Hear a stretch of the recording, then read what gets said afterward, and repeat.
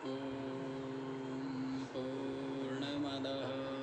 पूर्णमिदं पूर्णात् पूर्णमुदच्यते पूर्णस्य पूर्णमादाय पूर्णमेवावशिष्यते। ॐ शान्ति शान्ति। ॐ सहना भवतु सहनौ भुनक्तु सह वीर्यं करवावहै तेजस्विनावधीतमस्तु मा विद्विषावहै। ॐ शान्ति शान्ति शान्ति।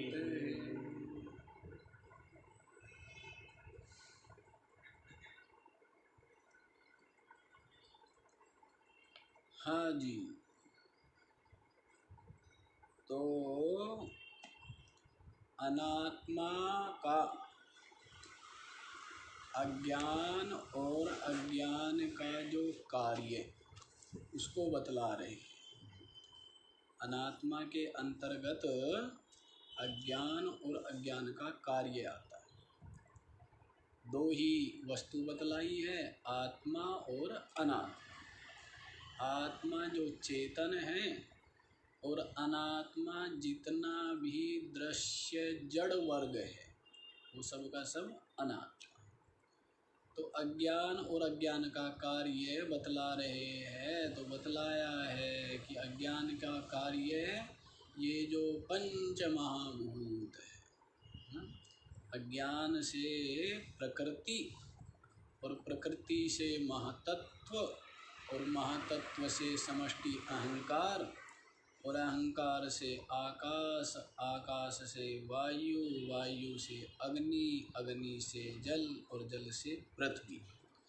तो इस प्रकार से ये उत्पन्न हुए और फिर इन पांच भूतों से सारा का सारा जो भी स्थूल सूक्ष्म प्रपंच है वो इन पंचभूतों से उत्पन्न हुआ है। स्थूल में आ गया आपका शरीर और जो कुछ दिखता है इंद्रियों का विषय है। सूक्ष्म में आ गया आपकी इंद्रिया, आपका अंतःकरण, प्राण आदि, ये सब के सब जो है पंचभूतों के ही कार्य है। और इन पांच भूतों की जो तन्मात्रा है, तो शब्द स्पर्श रूप रस गंध, इन पांच तन्मात्राओं से ही पांच विषय उत्पन्न हुए हैं। जैसे आम के पेड़ को क्या कहते हैं? आम। और आम के फल को क्या कहते हैं? आम ही कहते हैं ना। आम के फल को क्या कहेंगे? आम।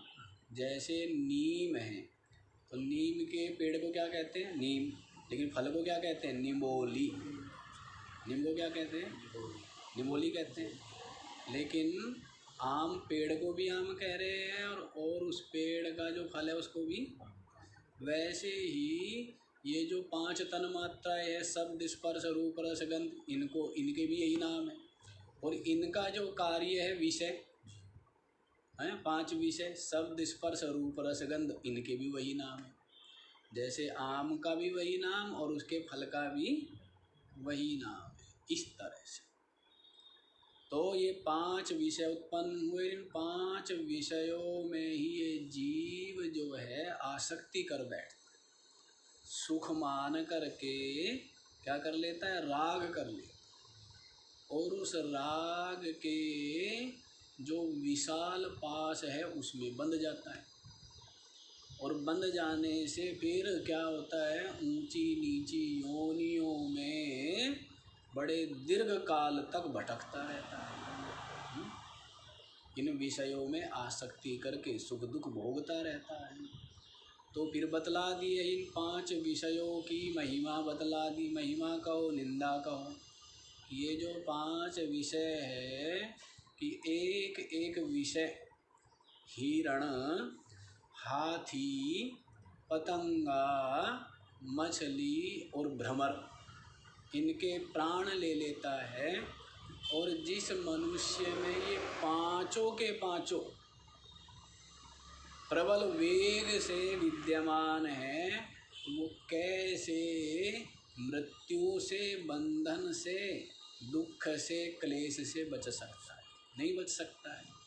और फिर आगे बतला दिया है कि ये जो विषय है, काले सर्प का जो जहर है, विष है, उससे भी अधिक तीव्र हानि करने वाले, मृत्यु को देने वाले। कैसे? क्योंकि विष तो पास रखा हो किसी को नहीं मारता है, जो उस विष को खाता है उसका ही प्राण लेता है। लेकिन ये जो विषय है, ये तो दर्शन मात्र से दर्शन करने वाले के शांति को, चैन को हर लेते हैं और उसको मृत्यु के पास में डाल देते हैं। दौड़ता दिख रहा है, चलता दिखता है, हंसता दिखता है, लेकिन है तो मृत्यु में ही। हर समय इनकी आशा, निराशा, दुख, क्लेश बना रहता है, इनके पीछे दौड़ता रहता है और थोड़े से प्राप्त होने पर अपने को सुखी मानता है। इनके नष्ट हो जाने पर क्या होता है? फिर दुखी होता है, निराश होता है। तो इस प्रकार से निरंतर क्लेश को ही पाता है। और जिसके चित्त में ये विषय, इनकी आसक्ति नहीं है, वो शांति से विराजमान है इस जगत में भूषण रूप। उसको क्या है? जैसे इस जगत के भूषण, संतों को भूषण कहा है ना। जैसे शरीर पर वस्त्र पहनते हैं, है ना, श्रृंगार आदि करते हैं, लेकिन आभूषण पहनते हैं ना, तो आभूषण चमकते, उनकी शोभा ही अलग है। और शरीर की भी शोभा होती है, इसीलिए धारण करते हैं।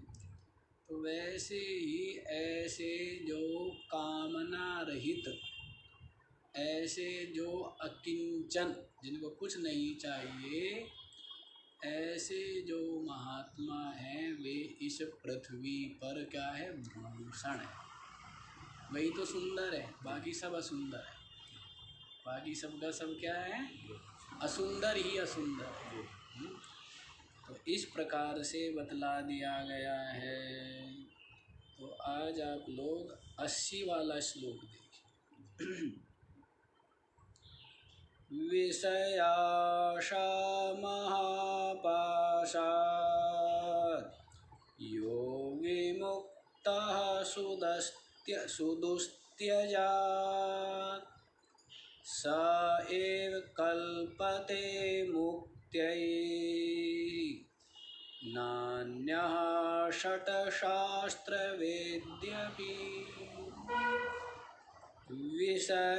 विषयाशा महापाशाद्, विषयाशा महापाशाद् यः विमुक्तः सुदुस्त्यजात् सः एव कल्पते मुक्त्यै न अन्यः षट्शास्त्रवेदी अपि। क्या कहते हैं? यह माने जो विषय आशा महापाशा, विषयों की आशा रूपी जो महान पाश, विषयों की जो आशा है, विषयों की जो चाह है, निरंतर चित्त में, विषयी व्यक्ति के चित्त में क्या रहता है? विषय चिंतन, विषय प्राप्ति का उद्योग, प्रयत्न, यही बना रहता है। तो यहाँ पर कहते हैं जो विषय आशा महापाशाद्, विषयों की आशा रूपी जो महापाश है, उस महापाश से, पाश कैसा बतला रहे हैं? आगे बतला रहे हैं। सुदुस्त्यजात्, कैसा पाश है ये? हैं? जिसका परित्याग करना, जिसको त्यागना अत्यंत कठिन है। दुस्त्यजात तो है ही, सुदुस्त्यजात, अत्यंत जो कठिन है, अत्यंत कठिन बंधन है। उस कठिन बंधन से यह विमुक्तः, जो मुक्त है, विषयों की आशा रूपी महान बंधन ही है इस जीव को, और बंधन ही कुछ नहीं। बंधन केवल ये जो चाह है, इच्छा, विषयों की, अनात्मा की जो कुछ भी इच्छा है, चाह है, यही बंधन। और बंधन क्या है? ये तो सदा ही मुक्त है, बंधन कुछ भी नहीं है। बंधन ही केवल ये है कि अपने से अतिरिक्त अनात्मा की इच्छा करता है, यही बंधन है, और कोई बंधन नहीं है। और ना इसके किसी ने पैर बांधे हुए, ना हाथ बांधे हुए, ना ये कभी बंधन में आ सकता है। दूसरा, ये विषय इसको बांध नहीं सकते, विषय है जड़, तो ये स्वयं ही आसक्ति करके बंध जाता है। जैसे वृक्ष है कोई, वो हमें नहीं पकड़ सकता, हम उसको पकड़ सकते हैं। हम क्या है? उस पेड़ को पकड़ सकते हैं, वो हमें नहीं पकड़ सकता क्योंकि वो जड़ है। तो वैसे ये जो विषय है ये पकड़ सकते हैं क्या? कोई कहे जी मेरे को तो इन विषयों ने पकड़ा हुआ है, मैं तो छोड़ना चाहता हूँ, पर इन विषयों ने मेरे को पकड़ा हुआ है, क्या? ऐसा नहीं, ये विषय तो बिल्कुल जड़ है, इनको अपने अस्तित्व का ही नहीं पता। ये तेरे को तो क्या बांधेंगे बेचारे, ये अपने होने और न होने को नहीं जानते। ये जो विषय है अपने होने को जानते हैं क्या? अपने न होने को जानते हैं क्या? नष्ट होने को जानते हैं क्या? उत्पन्न होने पर उत्सव मनाते हैं क्या? और नष्ट हो जाने पर वो शोक सभा का आयोजन करते हैं क्या? करते हैं? हैं? क्यों? क्योंकि ये जड़ है, ना अपनी उत्पत्ति, ना अपनी स्थिति, ना अपनी उन्नति, ना अपना ह्रास, ना अपना नाश, ये किसी को नहीं जानते हैं। तो ये जीव ही इनकी क्या कर लेता है? आसक्ति कर लेता है, इनमें राग कर लेता है, बस यही बंधन है, और बंधन कुछ नहीं। और बंधन भी वास्तविक यही है, इन विषयों की आशा रूपी पास से जो मुक्त है, उसके लिए स्वरूप बोध दूर की बात नहीं। उसके लिए अपनी आत्मा जो स्वयं ज्योति है, स्वयं प्रकाश है, चिद चेतन रूप है, तो वो उसका जो अनुभव है वो दूर की बात है क्या? दूर की बात उसके लिए है जो इन विषयों में उलझ पुलझ है, इन विषयों के जंजाल से जो घिरा हुआ है, उसके लिए दूर है परमात्मा। और जो इन विषयों से सर्वथा मुक्त हो गया, तो उसके लिए तो परमात्मा उसके हृदय में, उसकी आत्मा ही परमात्मा। तो इसलिए कह रहे हैं, या जो कोई विवेकी, जो विवेकी सुदुस्त्यजात, जिसका त्याग करना अत्यंत कठिन है, ये वीरों का कार्य है, ये धीरों का कार्य है, ये गंभीरों का कार्य है, सामान्य व्यक्तियों का काम नहीं है, है? कोई कहे कि जी मैं अमुक देश का राष्ट्रपति बनना चाहता हूँ और आपको बन करके दिखा दूँगा।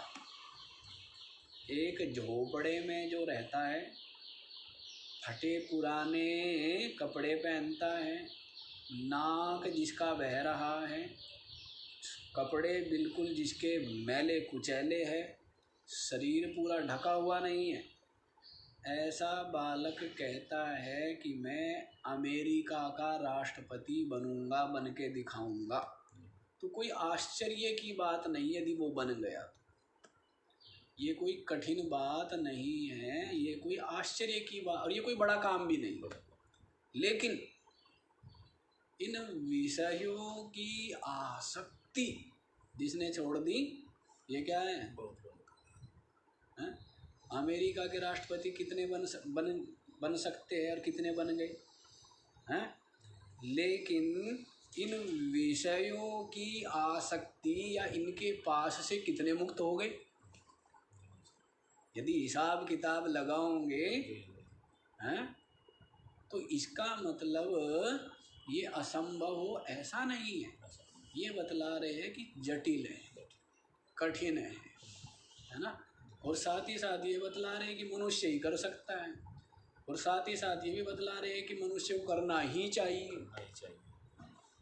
इसलिए इसको कठिन बता रहे हैं। तो देखो क्या कहते, सुदुस्त्यजात, जिनका त्यागना अत्यंत कठिन है, ऐसे जो विषयों की आशा रूपी महापाश है, उस महापाश से जो बंधा हुआ है, मतलब जो बंधा हुआ है, लेकिन जो विवेकी विमुक्तः, विषयों की आशा रूपी महापाश से जो मुक्त हो गया। तो हम बारंबार कहते हैं ना, क्या कहते हैं कि जैसे 100 नंबर प्राप्त करने हो, 100 में से 100, तो 90 नंबर तो इसी के हैं। 90 नंबर परमात्मा की प्राप्ति के 10 नंबर है, क्योंकि विघ्न जो है, बाधा है, यही है।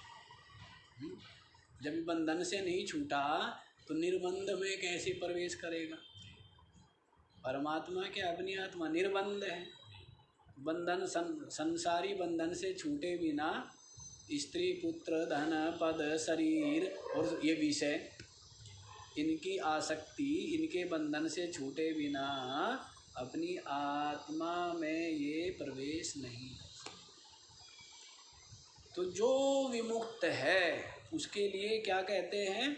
श्रुति, वेद भी कहते हैं, संत भी कहते हैं, है ना, और शास्त्र भी कहते हैं, और भगवान शंकराचार्य जी भी कह रहे हैं, स एव मुक्त्यै कल्पते, स एव, वह ही, कोई दूसरा कोई और नहीं, दूसरा और नहीं कोई, वह ही। वह कौन? जो जिन विषयों का त्याग करना अत्यंत कठिन है, जिस बंधन से छूटना, ऐसे विषयों की आशा रूपी बंधन से जो मुक्त है, वह ही, केवल वह ही, केवल।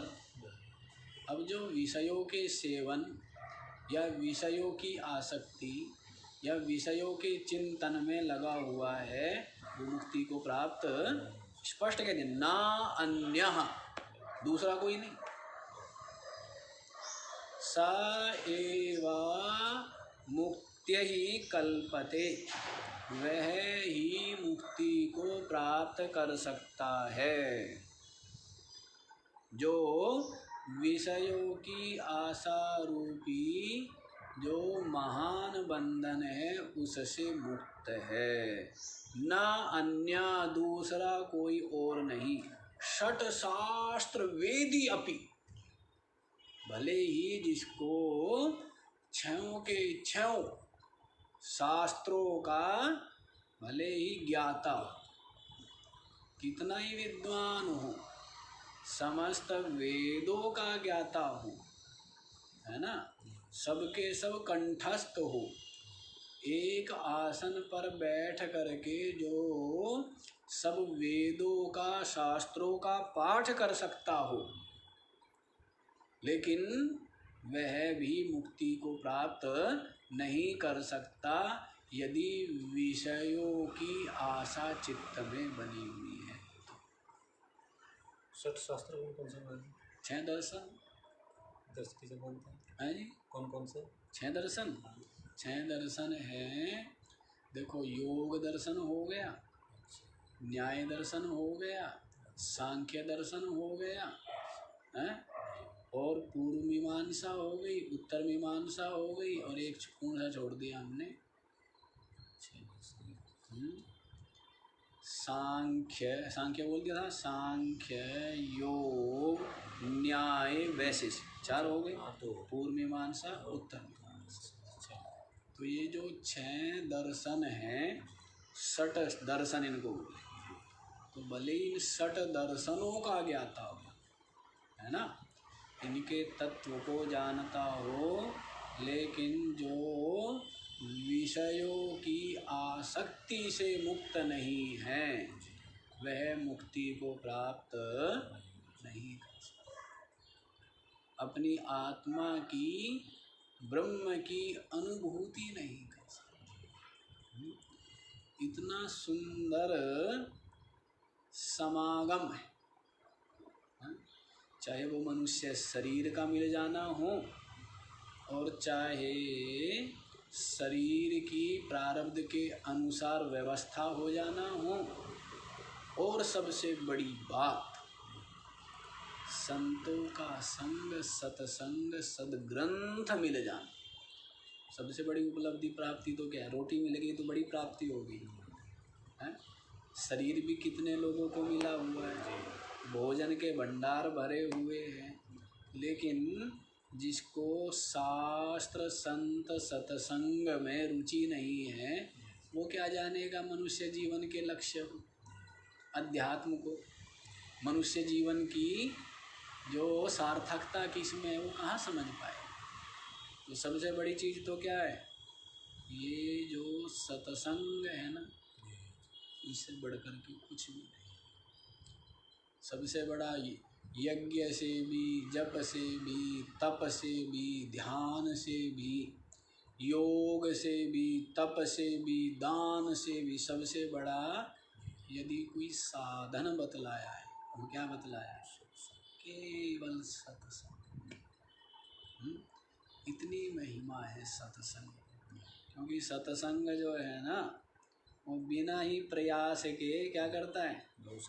हाँ, बिनु ही प्रयास होए भाव, बड़े भाग पाइए सत्संगा, और बिनु ही प्रयास होए भव भंगा। तो कैसे? अब सत्संग में बैठते बिल्कुल संसारी था, हैं? कामी भी है, क्रोधी भी है, लोभी भी है, मोही भी है, अहंकारी भी है, राग द्वेषी है, छल कपटी प्रपंची, सब कुछ है, और वो सत्संग में आके बैठ गए। और यदि सत्संग को अपने अंदर जाने दे, तो थोड़ी सी देर में ही क्या हो जाता है? पवित्र हो जाता है, निर्मल हो जाता है, और उसके हृदय में ज्ञान, और ज्ञान के साथ साथ परमात्मा आके विराजमान हो जाता है, नहीं हो जाता है? ये बताओ। अंधेरा था, दीपक जला, सूर्य देव उदित हुए, तुरंत क्या हो गया? वही सत्संग की बात है। हृदय में जन्म जन्मांतरों का अंधेरा क्या है? और ये ज्ञान का जो प्रकाश है ना, सूर्य, जैसे ही सत्संग मिलता है वैसे ही क्या हो जाता है? जिसको लग गई, वाल्मीकि को लग गई, रत्नाकर डाकू है, उंगली मार डाकू, जिसको लग गई, तो वो एक क्षण में ही क्षिप्रम भवति धर्मात्मा शश्वत शांति निगच्छति कौन्ते या प्रतिजानी ही नमे भक्ता प्रणश्य। क्या बोला है गीता जी? क्षिप्रम भवति धर्मात्मा, जो अत्यंत दुष्ट था, लेकिन वो क्या होता है? क्षिप्रम, शीघ्र ही महात्मा बन जाता है। क्षिप्रम भवति धर्मात्मा शाश्वत शांति निगच्छति, शाश्वत शांति को प्राप्त कर ले। कौन्ते या प्रतिजानी ही, हे कुंती पुत्र, मैं प्रतिज्ञा करता हूँ, न मे भक्तः प्रणश्यति, जो मेरा भक्त है उसका विनाश नहीं हो। दुष्ट था, आज ही लगा भक्ति में, ठीक है ना, लेकिन वो भी पार हो जाए। उसके लिए क्या कहा है? अपि चेद सुदुराचारो भजते माम अनन्य भाव सा साधुरेव समन्तव्य सम्यक व्यवसितो। अपि चेद सुदुराचार, जो अत्यंत पापी से पापी हो, भजते माम अनन्य भाव, अपने सारे ऐब छोड़ के, सारे अधर्म पाप को छोड़ के मुझ परमात्मा का अनन्य भाव से भजन करता है, साधुरेव समन्तव्य। उसको क्या है, साधु जानना चाहिए। क्या जानना चाहिए? पुरानी बातें उठा के नहीं रखनी चाहिए।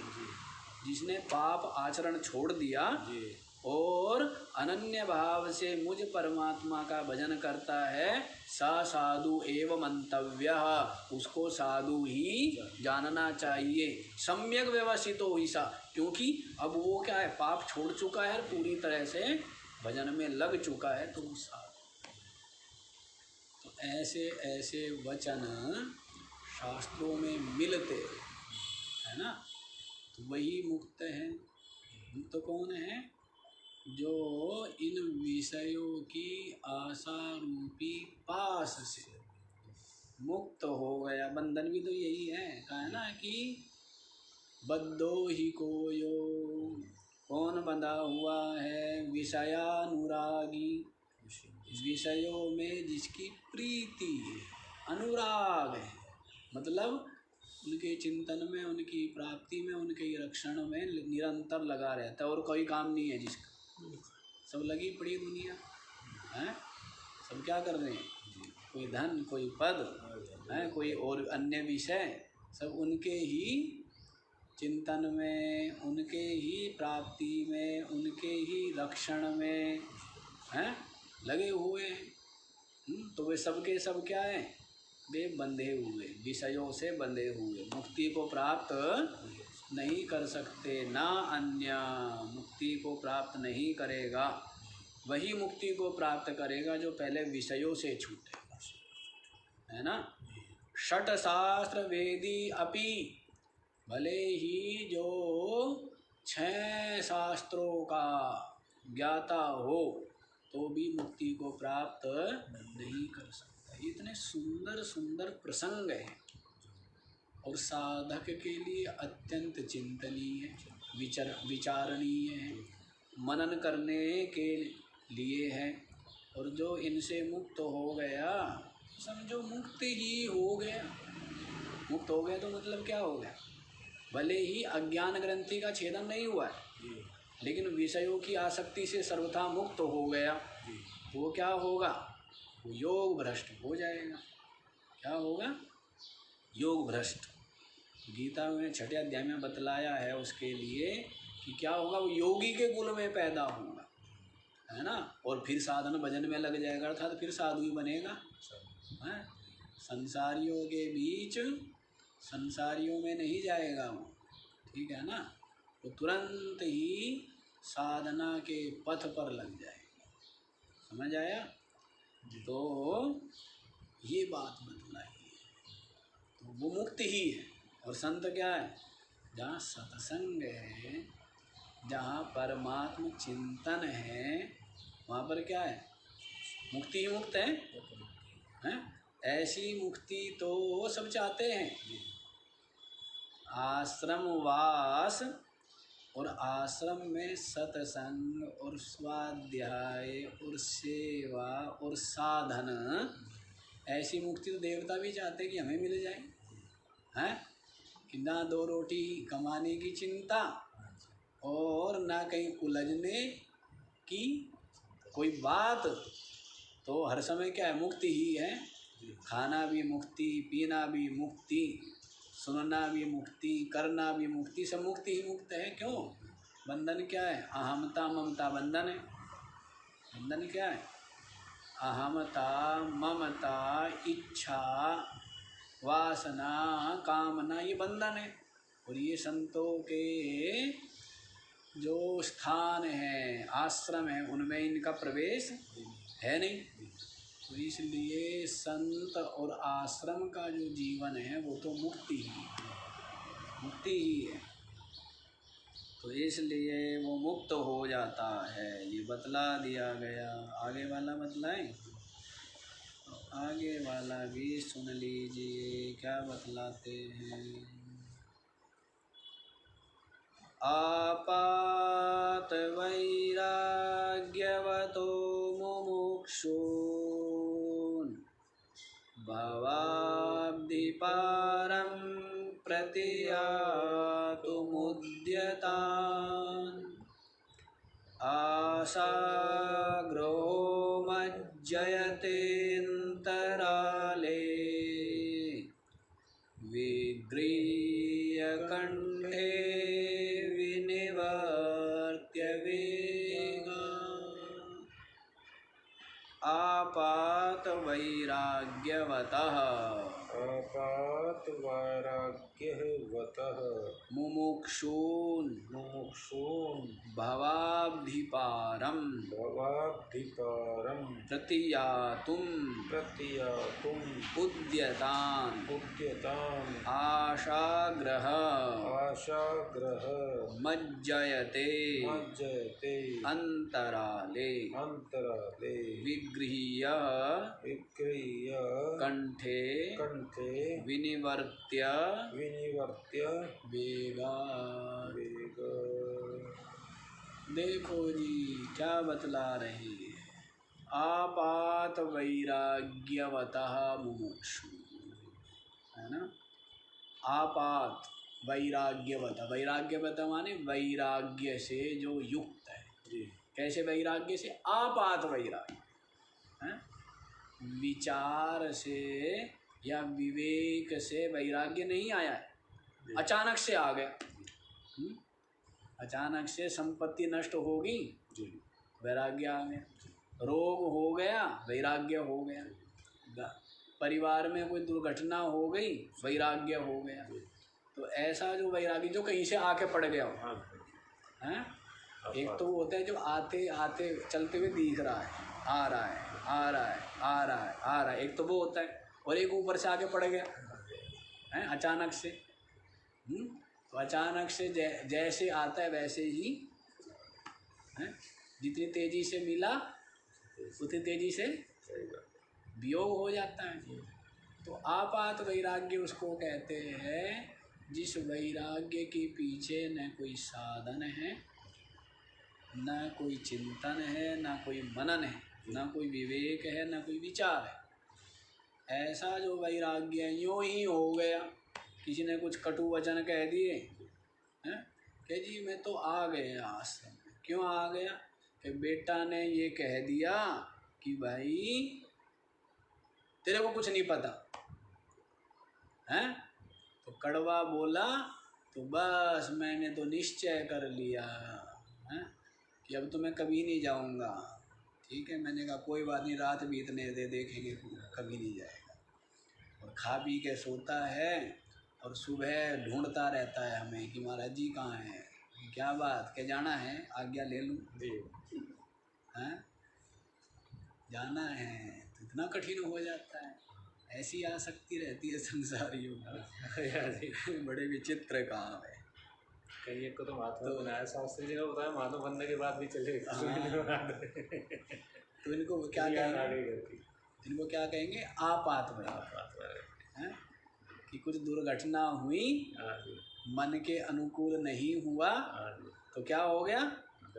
वो क्षणिक जो वैराग्य हो जाता है, जिसको बोलते हैं ना मरघट वैराग्य। क्या बोल देते हैं? हाँ, शमशान में जाते हैं शव यात्रा लेकर के, राम नाम सत्य है, राम नाम सत्य है, हैं ऐसे बोलते जाते हैं। कहते हैं भाई सचमुच सच्ची बात है भाई, कुछ साथ नहीं जाता भाई, हैं राम का नाम लेने से गति होगी, यही सत्य है। कुछ नहीं है भाई, बेटे भी यही है, बहू भी है, धन संपत्ति भी यही है। और फिर वही संसारी। दुकान जाना है भाई, क्या स्नान तो कर ले? अरे कहना स्नान नहीं करता भाई, इतना समय नहीं है। पहले स्नान करते थे ना, सचैल स्नान करते थे वस्त्र से। ये नियम होता था यदि शव यात्रा में 10 कदम भी चले तो भी वस्त्र सहित स्नान किया जाता है। अब तो सब करने लग गए, कोरोना ने सबको स्नान करा दिया वस्त्र सहित। हाँ, कई लोग बताते कि जी हम तो घर के दरवाजे पे ही कपड़े टांग के रखते हैं, बाल्टी भर के रखते हैं, और जैसे ही घर में घुसते हैं सबसे पहले वो बाल्टी से डालेंगे कपड़ों पे ही। अच्छा। हाँ, और कपड़े उतार के वहीं रख देंगे। ये सब जितने भी डॉक्टर आदि है सब ऐसे ही करते हैं। अच्छा। तो क्या है, अब सबके सब सच्चाई स्नान करने लग गए कि भाई इस हाथ में कीटाणु ना आए। शमशान में गए तो वहाँ पर अब ये शरीर है, इस शरीर में असंख्य कीटाणु है जी। तो जब ये जलेगा, इसलिए सामग्री आदि डालते हैं कि दुर्गंध ना आए जी। बहुत सामग्रियाँ डालते हैं, चंदन आदि और पता नहीं क्या क्या, और घृत आदि, भाई दुर्गंध ना आए। नहीं तो क्या है, जल तो लकड़ी में भी जाएगा, जलने में क्या है, और इतनी दुर्गंध होती, कीटाणु ही कीटाणु। तो वे कीटाणु क्या है, सबको लगेंगे नहीं लगेंगे? हाँ, तो वस्त्रों में घुस जाएंगे, जेब में घुस जाएंगे, बटुए में घुस जाएंगे, और फिर क्या है, वे फिर खाएगा, उनको हाथ लगाएगा तो फिर बताएंगे क्या कोरोना हो गया। हाँ, ये स्थिति। अच्छा जी, तो देखो क्या कहते हैं, आपात वैराग्य बता, जो क्षणिक वैराग्य है उससे जो युक्त है, मुमुक्षुन, ऐसा जो कोई मुमुक्षु है, ऐसा जो मुमुक्षु, मुमुक्षु तो कहता है, किसी से पूछो मुमुक्षु कह दिया, मैं भी मुमुक्षु।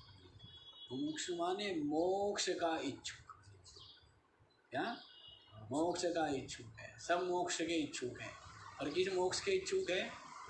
हाँ, बस संसार मिल जाए, दुखों से छुटकारा मिल जाए, जबकि ये नहीं पता संसार का स्वरूप ही दुख रूप। ये जो संसार है किसी भी रूप में मिल जाए, कितने ही अनुकूल रूप में मिल जाए तो भी शांति मिलने वाली नहीं है, क्योंकि संसार अपने आप में दुख का पिंड है।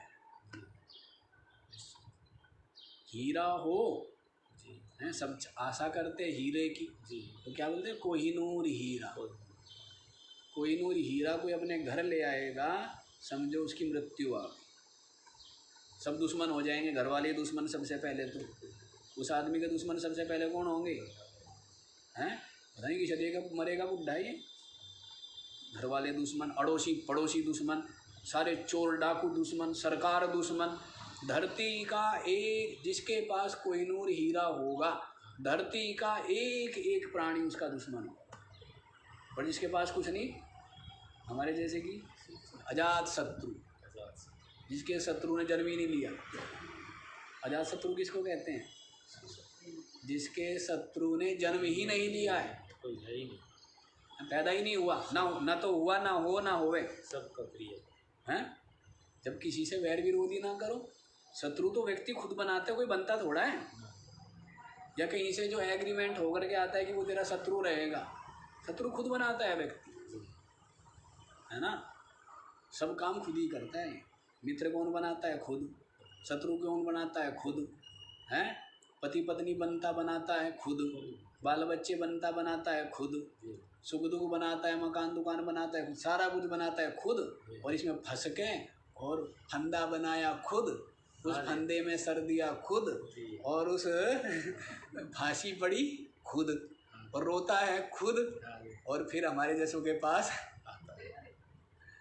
तो ये सारा काम इसका खुद का किया, है ना। ये सच्ची बात है, इसलिए सब दुश्मन हो जाएंगे। तो संसार यदि हीरा मिल गया, कुछ भी मिल गया ना, सब दुश्मन। अभी इंद्र है, इंद्र से बड़े जितने दुश्मन इंद्र के होंगे ना, उतने किसी के नहीं है।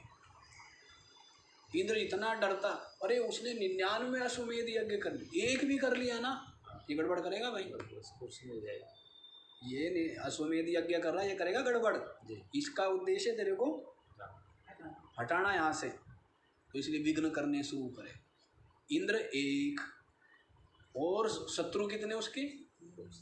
चींटी भी उसकी दुश्मन, हाथी भी उसका दुश्मन, आदमी भी उसका दुश्मन, देवता भी सारे उसके दुश्मन, शत्रु है। पद जिसके पास है ना, हाँ, इसलिए महात्मा लोग पद रहित रहते हैं, उपाधि रहित रहे हैं। जो पद पे है ना, उसके सब दुश्मन हैं, सब शत्रु हैं। सामान्य बन के जो रहता है ठीक है, और जितना विशेष बन के रहता है उतना ही क्या पाता है, क्लेश पाता है ना।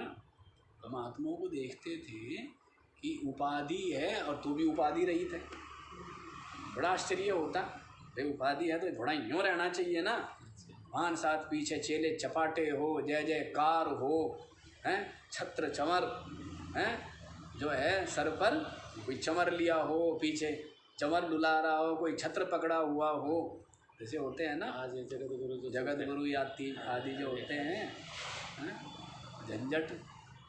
महाराज जी बता रहे थे कि हम भी पहले आसन रखते थे, हैं कहीं जाते कार्यक्रम आदि में तो आसन बिछाने वाला होता, तो कहने लगे भाई ये तो उसकी प्रतीक्षा करनी पड़ती है, वो आसन बिछाएगा फिर मैं तो बंधन हो गया। तो कहना ये हटाओ, मिट्टी भी तो रखना है, ये शरीर मिट्टी है, और ये जितने भी सब कुछ जितना दिखाई पड़ रहा है सबका सब क्या है, मिट्टी सब। तो फिर तो इसलिए महात्मा लोग ज़्यादा नहीं पड़ते इन पछड़ों में, नहीं तो बंधे रहो, इनकी कोई सीमा ही नहीं, कोई अंत ही नहीं है ना। तो वे ही समझदार है, वे ही वास्तव में जो है वे ही महात्मा हैं। तो ये बात है। जो मुमुक्षुन, मोक्ष का इच्छुक, मोक्ष सब चाहते हैं लेकिन वो मोक्ष नहीं चाहते, संसार नाश ही मोक्ष क्या है। संसार में आपका आ गया शरीर भी, और संसार में आपकी इंद्रिया भी, प्राण भी, मन बुद्धि भी, जीवपना, संसार नाश ही मोक्ष है ना। अब जो अधिकतर जो प्रचलन है ना मोक्ष का, मुक्ति का, वो सांख्यवादियों के अनुसार है कि जी हम असंग है, हम निर्लेप है,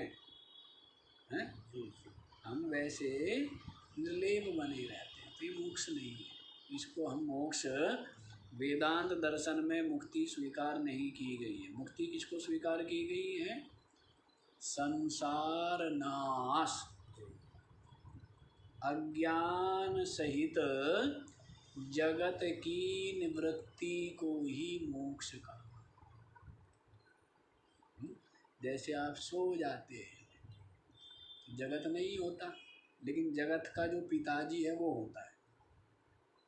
जगत तो नहीं होता ना उस समय, है इसलिए बड़ा सुख आता है, आपको बड़ा सुख मिलता है।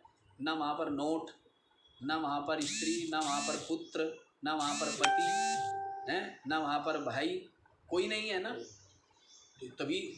तभी जाके क्या आनंद आया। जब तक घरवाली थी आनंद आया, फिर सोने क्यों जाता है। धन था तो आनंद आया, तो फिर धन के पीछे क्यों भागता है, हैं? जब सब कुछ नष्ट हो गया, नाश हो गया, जब तब बड़ा आराम मिला, कह दी बस आनंद आ गया। लेकिन संसार तो नहीं है, लेकिन संसार का पिताजी तो है अज्ञान। संसार का पिता क्या है, अज्ञान है। तो सुषुप्ति में एक ही गड़बड़ है, बाकी तो ये परमात्मा के में ही पहुंचा हुआ है। सुषुप्ति अवस्था में परमात्मा के साथ इसका मिलन हो ही गया, बस एक पर्दा पड़ा रह जाता है झीना सा, ये अज्ञान का।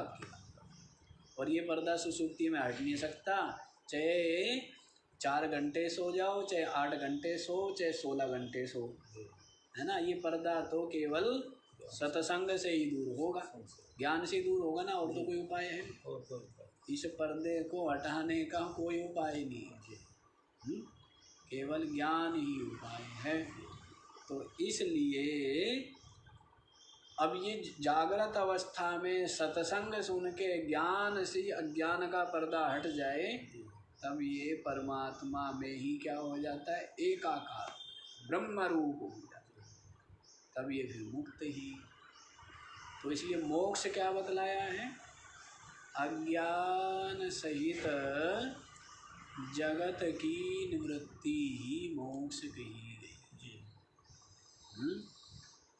तो मुमुक्षून, जो मोक्ष का इच्छुक है, कैसा मुमुक्षून है, बस यूँ ही है, आपात वैराग्य वाला। क्षणिक वैराग्य से युक्त जो मुमुक्षु है, भवाब्धि पारम प्रतियातुमुद्यताम, इस संसार सागर से पार जाना चाहता है, उद्यत है, बिल्कुल तैयार है। संसार सागर से पार प्रतियातुम उद्यतान, पार जाने के लिए क्या है, बिल्कुल उद्यत है, तैयार है, तत्पर है।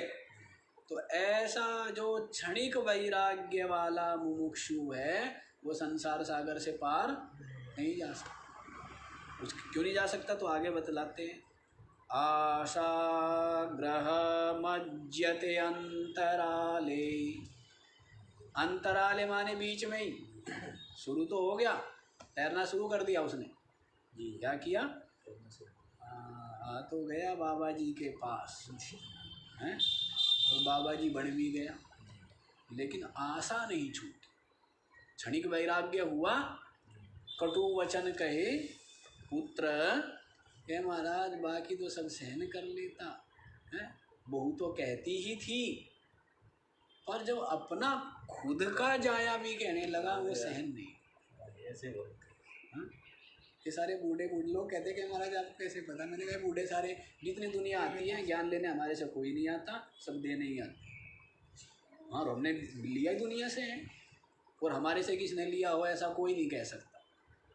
और हम ये कह सकते कि हमने दुनिया से लिया, हमने कुत्ते से भी लिया है कि ऐसे कर्म मत करना कि कुत्ता बनना पड़े, सबसे लिया है, चींटी से भी लिया है।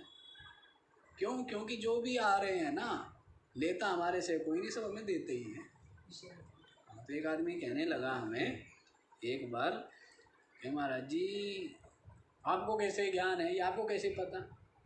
मैंने कहा एक बात बता, तेरी उम्र कितनी? कहने लगा जी 70 साल। और मैंने कहा मेरे वाली भी जोड़ दें तो कितनी हो गई? तो कह जी हो गई 100 से ज़्यादा। तो मैंने कहा तेरे पास 70 साल का अनुभव है, मेरे पास क्यों? क्योंकि तूने मेरे से लिया तो कुछ नहीं, तूने मेरे को अपना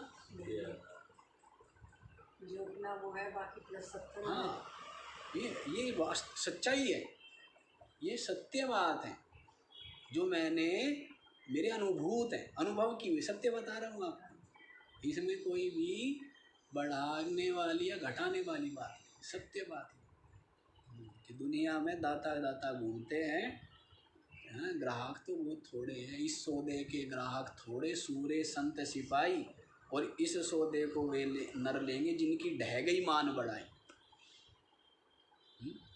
कहाँ ले सकते हैं? नहीं ले सकते।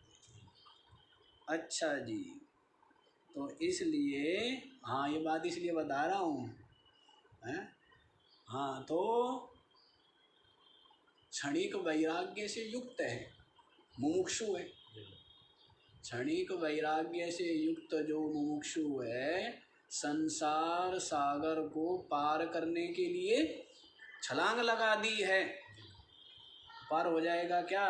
तो कहते हैं कि नहीं, आशा ग्रह मज्जयते अंतराले, अंतराले माने बीच में ही, बीच में ही आशा रूपी जो ग्रहा है, आशा रूपी जो ग्रहा है, तो वो क्या करता है, मज्जते, उसको बीच में डुबो देता है। आशा रूपी ग्रहा उसको डुबो देता है। कैसे? कंठे विगृह्य, कंठ गले पकड़ कर, ग्रहा पकड़ लेता है ना गला, आशा रूपी ग्रहा बीच में ही कंठ से पकड़ करके विनिवृत्या, उसको क्या करता है, रोक कर, बीच में ही रोक कर, वेगात, बड़ी तीव्र वेग से उसको क्या करता है, बीच में ही डुबो देता है। आशा रूपी ग्रहा, आशा रूपी ग्रहा क्या करता है, बीच में डुबो देता है। एक महात्मा जी थे, चलो आप भी क्या याद करोगे, हाँ? एक महात्मा जी थे, अब उन महात्मा जी के कई शिष्य थे। अब महात्मा जी का शरीर जो है वृद्ध था, और उपरत हो गए थे सब कार्य से। अब तो बस ब्रह्मानंद में निमग्न रहे या शरीर छूटे, जो जैसा भी प्रारब्ध हो। तो अब महात्मा जी ने अपने स्थान पर किसको बैठाए? तो अपना जो कोई योग्य उत्तराधिकारी रहा होगा ऐसे बालक को बैठा दिया, अपना उत्तराधिकारी बना दिया। अब जो और पुराने पुराने शिष्य थे वो कहने लगे, मन में कहे तो क्या, सोचने लगे कि भाई ये तो हमारे बाद में आया और इसको क्या कर दिया हैं, इसको गद्दी पर बैठा दिया, इसको गद्दी दे दी, और हम इतने पुराने हैं, हम इतने समय से हैं। तो ऐसा मन में उन्होंने निश्चय किया। तो एक पुराना भगत आता था वहाँ पर, गुरुजी को तो क्या कहें, तो उस भक्त से कहने लगे, भक्त बड़ा विचारवान था, समझदार था। तो कहने लगे देखो गुरुजी ने इसको गद्दी दे दी, ये तो अभी 6 महीने ही आए हुआ इसको, और हमें जो है वो 25 साल हो गए सेवा करते करते, तो ऐसा क्यों किया, ये तो गलत बात है। तो वो व्यक्ति जो भक्त था वो कहने लगा, अच्छा एक बात बताओ, जब तुम आए थे तो क्या सोच के आए थे? जब तुम आश्रम में गुरुजी के पास आए थे क्या सोच के आए थे? उसे पता था सारा, वो पुराना भगत था। वो कहने लगा तू घर पे परेशान था काम से, काम बहुत करना पड़ता था, काम ज़्यादा करना पड़ता था, काम से परेशान था, तू तो काम से भाग के आया था, तेरा लक्ष्य क्या था, काम ना करना पड़े, निठल्ला पड़ा रहूं। ये बता, जब से तू आश्रम में आया तेरे को काम तो नहीं करना पड़ा? तूने जो चाहा था, जो चाहा करके तू आश्रम में आया था गुरुजी के पास, तेरे को मिल गया नहीं मिला? क्या चाहता था ना गुरुजी से, काम ना करना पड़े, मिल गया ना? हाँ मिल गया। दूसरा व्यक्ति तो कहने लगा भाई तेरे घर में गरीबी थी, खाने पीने को मिलता नहीं था पेट भर, तेरी इच्छा ये थी कि मैं पेट भर भोजन मिल जाए, हैं जी, तो गुरुजी के पास आया था। तू एक बात बता, जब से गुरुजी के पास आया तब से कभी भूखा सोया हैं? रोज माल ताल मिले ना खाने को? कहे जी हाँ। तो जो तेरे को चाहिए था वो तेरे को मिल गया। रही बात वो जिसको गद्दी पर गुरुजी ने बैठाया, उसे कुछ नहीं चाहिए था, उसने गुरुजी से ज्ञान लिया, उसने तप लिया, उसने साधना ली, इसीलिए वो क्या बन गया, वो गुरुजी जैसा बन गया। इसलिए गुरुजी अपनी जगह पर अपने जैसे कोई बैठाएंगे हैं? तो बात ये है कि व्यक्ति जो चाह करके लेके आता है वही तो पूरी होगी, वही तो मिलेगी। तो भाव यहाँ पर यही है कि आ जाते हैं तो भी आशा लग जाती है ना? बहुत सावधान रहना चाहिए, बहुत सावधान। और विशेष रूप से जो गृहस्थ करके साधु बनते हैं ना, मैं उन सबको कहता हूँ, जितने भी हमारे साधु बने, मैंने कहा किसी संस्था किसी आश्रम के पचड़े में कभी मत पड़ जाओ। देखिए ना, आश्रम अपना छोड़ के तो आया है जी, अपना आश्रम छोड़ा है ना। अब लक्ष्य केवल हो तो सेवा हो, लक्ष्य हो तो केवल सत्संग हो, लक्ष्य केवल हो तो साधना हो, बाकी सब कोई मतलब। अपने क्या मतलब? हाँ, जो बाल्यावस्था में साधु बने हैं, विद्वता प्राप्त की है, गुरु परंपरा से यदि प्रारब्धवश कोई जिम्मेदारी आकर के पड़े तो उसको भी बोझमान है, तो बोझ ही ये भी बोझमान करके निभाए। लेकिन गृहस्थ करके जो आया और फिर इन पचड़ों में पड़ गया, वो ना यहाँ का रहा ना वहाँ का। ये मैं सबको समझाता हूँ, फिर भी ये बूढ़े बूढ़े कहीं हैं, वो कहना घर छूट जाता है पर अंदर का घर तो नहीं छूटता। घर तो अंदर है, कोई बाहर थोड़ा है, हैं? संसार अंदर है, बाहर तो दिखता है, बाहर दिखता है। जैसे दिखता कहाँ है, शीशे में संसार कहाँ है, बाहर, और दिखता कहाँ है, शीशे में अंदर दिखता है। वैसे ये जो संसार है ना, बाहर नहीं है, कहाँ है, इसलिए जैसा अंदर है उसको वैसा ही दिखता है। किसी को माँ दिख रही है, वही किसी को क्या दिख रही है, बहन दिखती है, किसी को पत्नी दिखती है, किसी को बेटी, क्योंकि वो बदल गई क्या ना, वो तो वही है, पर दिख रही है जिसके अंदर जो है। किसी को मित्र दिख रहा है और किसी को शत्रु दिख रहा है, आदमी वही है, एक ही है। तो वो थोड़ा बदल गया, कुछ नहीं बदला, जो का त्यों है, वो अंदर का जो है, हाँ, तो वही दिखेगा। तो संसार अंदर है, बाहर नहीं है। ये तो भ्रांति है आदमी, और इसी भ्रांति में जीते, ठीक करने में लगा है बाहर को, अंदर को ठीक कर ले। हाँ, हैं, गड़बड़ी है आँखों में और कहता है कि ये कर दो वो कर दो। अरे तू चश्मा लगा ले, सब ठीक हैं। भाई सब पीला पीला दिखे या हरा हरा दिखे, हरा चश्मा लगा लो, सब क्या दिखेगा। अरे अब सारे को हरे को हरा पेंट करो, हरे कपड़े पहनो, ये झंझट है ना। बढ़िया क्या है, अरे चश्मा लगा लो सब अपने को बदलना केवल अपने को। जी और जो अपने हाथ में वो कर नहीं सकता, और बाकी चाहता है ये भी बदल जाए, वो भी बदल जाए, वो भी बदल जाए। क्यों बदल जाए? तू बदल गया अपने कहने से। तू बदल के दिखा तब दूसरों को भाषण देना। तू बदल के दिखा दे तब भाषण देना, फिर भाषण थोड़ा देगा। अपने को बदलना ही बड़ी बात है। इसलिए महात्मा को कहते हैं स्वामी हैं। कोई धन का स्वामी, कोई घर का स्वामी, और महात्मा क्या है? अपने आप का स्वामी। अपने शरीर, अपनी इंद्रिया, अपनी भावना, अपना अंतःकरण को जिसने वश में कर लिया, उनका जो मालिक है वही असली स्वामी है। वो धन का स्वामी जो है ना, वो धन का स्वामी, वो धन का सेवक है। संभाल संभाल कर रखो भाई, तिजोरी बंद करके रखो, निकल के भाग गया तो बचाना पड़ेगा।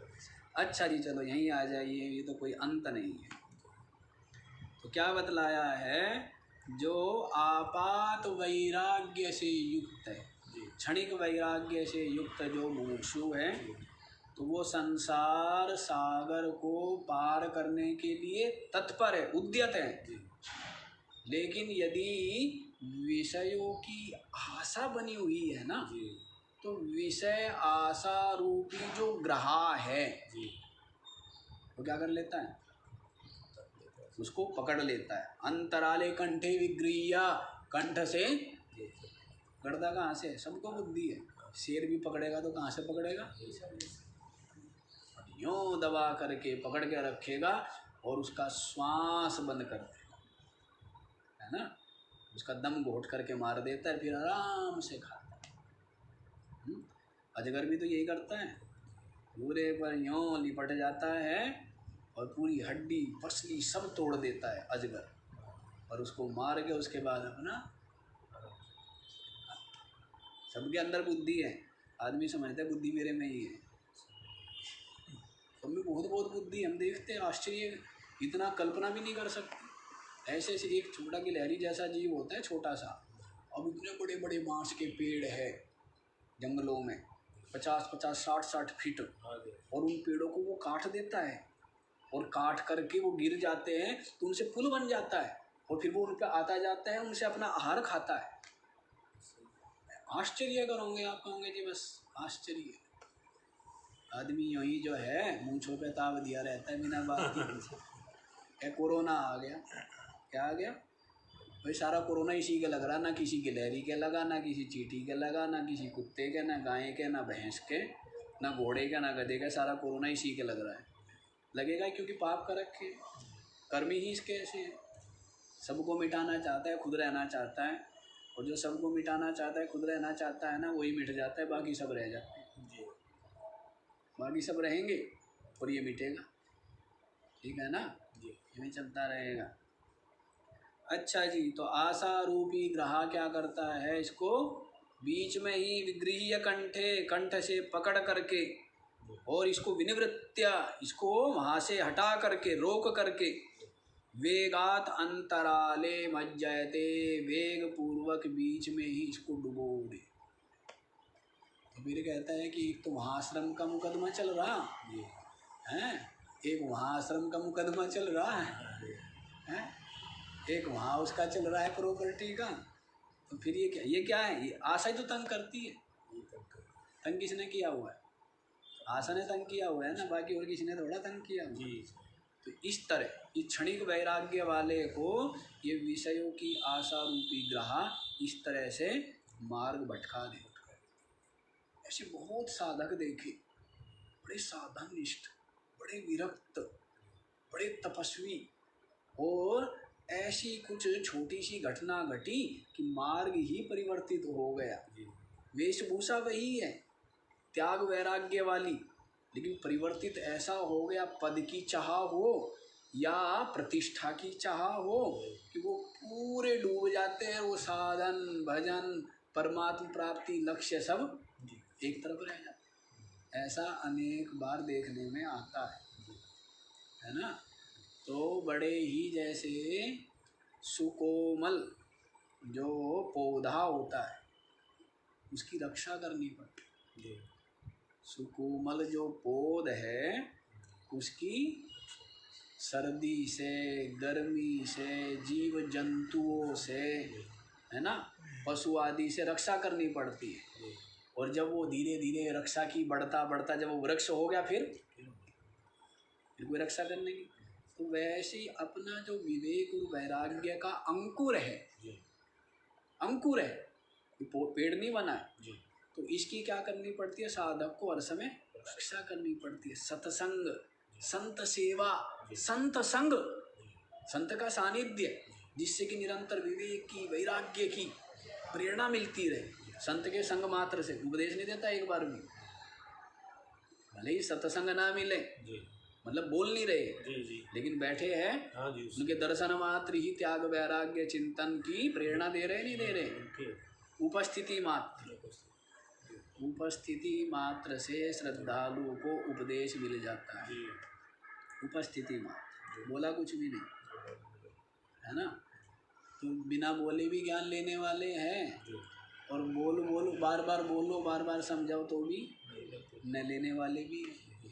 अब वो तो अपनी अपनी लगन, एकाग्रता, अंतर्मुखता और प्यास पर निर्भर है, अपने ऊपर निर्भर है। दोष उसका कोई दोष थोड़ा है। जब कोई दे रहा है आप लो ही मत, हैं? या आपका बर्तन में तलीनी है, ऊपर से डाला जा रहा है, डालने वाले का दोष है, भरा तो है ही नहीं, तो दोष किसका? डालने वाले, किसका दोष है? डालने वाले का है ना। दुनिया तो यही मानेगी ना, दुनिया तो ये अपने को दोषी माने, उस दिन तो काम ही हो गया। जिस दिन अपने दोष दिखने लग जाए उस दिन तो काम होना शुरू ही हो गया। सबसे बड़ी बात मैं कहा, जीवन में सबसे बड़ी यदि कोई सिद्धि है, सिद्धि समझ रहे ना जी, आकाश में उड़ना, अदृश्य हो जाना, दूसरे के मन की जान लेना, है सबसे बड़ी यदि कोई सिद्धि है तो केवल एक, अपने दोष दिखने लग जाए, इससे बड़ी कोई सिद्धि नहीं। यही आपको मुक्ति दे सकती है। आकाश में उड़ने से कोई मुक्त नहीं होता, पानी पर चलने से कोई मुक्त नहीं होता, अदृश्य हो जाने से कोई मुक्त नहीं होता, दूसरे के मन की जानने से कोई मुक्त नहीं होता। अपने दोष दिखने लग जाए।